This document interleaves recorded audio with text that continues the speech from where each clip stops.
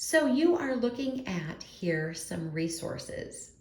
And the Book of Jubilees, we have done this before. I've read it and I've shared with you what it says.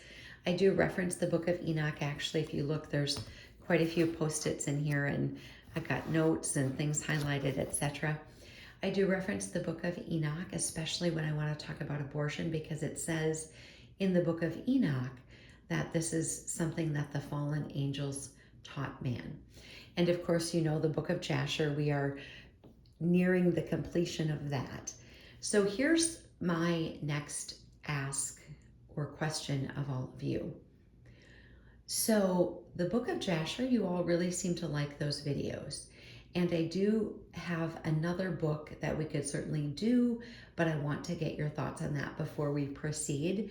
Now, let me tell you that I have a new RSV Bible that has a lot of the books of the Apocrypha. I've read them all. It has Tobit, Judith, 1st and 2nd Maccabees, etc. So I've read all of those. That wouldn't what I would be possibly sharing. But what I want to share with all of you is this other book that I got many, many years ago. It's the Books of Enoch.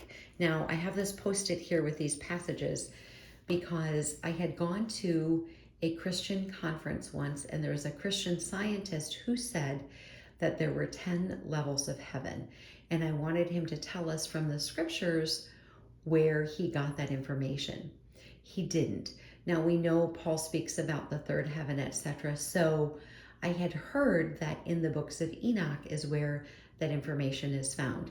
And so I had planned to, but never did, even open this book, even read it, but I had the Bible passages here that speak about the levels of heaven. And so I was going to read this and then see if I could come to that same conclusion, or at least figure out why this gentleman said that.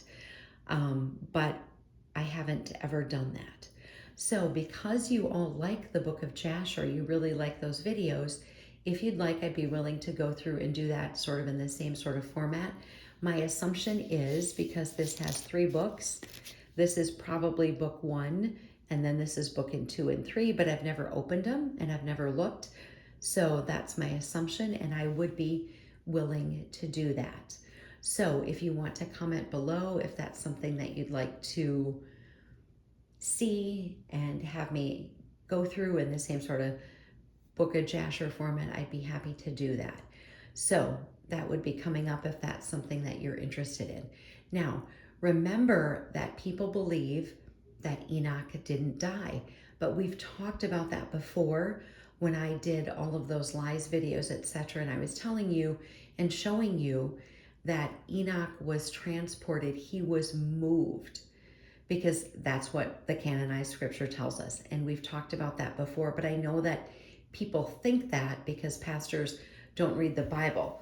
But for all of you, what I'm going to share now is in Genesis. So we know that Noah's predecessors were Methuselah, etc., Lamech, etc., Enoch, etc. So in Genesis 5, we see the lineage, and here is what it says in 5:18. Jared lived 162 years and begot Enoch. After he begot Enoch, Jared lived 800 years and had sons and daughters. So all the days of Jared were 962 years, and he died. Enoch lived 65 years and begat Methuselah. After he begat Methuselah, Enoch walked with God 300 years and had sons and daughters. So all the days of Enoch were 365 years. And Enoch walked with God, and he was not, for God took him. Goes on to say how long Methuselah and Lamech lived. And we've been over this because it'll say so-and-so lived so many years and then he died. So-and-so lived so many years and then he died. And people think this means that Enoch didn't die, but we've talked about this, that he was transported and God moved him. And so what we need to then do, if you're interested, is you need to let me know if you want me to go ahead and do this, and I would be happy to. And then we'd answer that question about those levels of heaven, which I have never gotten to. So armor up, we ride at dawn. May God bless you as always. Have a great day.